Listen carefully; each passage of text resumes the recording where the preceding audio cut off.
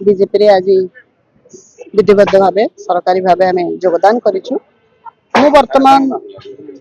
स्वयं श्री महिला समवाय समितिर सभापति भाव दायित्व नहीं तो अनुष्ठान स्वार्थ को आखि आगे रखी समवाय को सुदृढ़ करने अनुष्ठान में जहाँ भी कार्यक्रम बाकी रही जाइए कार्यक्रम सेगुड़ा को केमती सुरखुर हो पार आज मिश्रण पर्व आमर जे कोऑपरेटिव मिनिस्टर अच्छा श्रीजुक्त प्रदीप बल सामंत महोदय एवं मनमोहन सामल सार दुई जन जाक निजे कहते जे आज मिश्रण पर्व जे अनुष्ठान को समवाय को निश्चिंत भाव आम देश प्रधानमंत्री श्रीयुक्त नरेंद्र मोदी एवं समवायर चाणक्य कहु अमित शाह नीति आदर्श आम प्रेरित होकर आज सरकारी विधिबद्ध भाव आम योगदान कर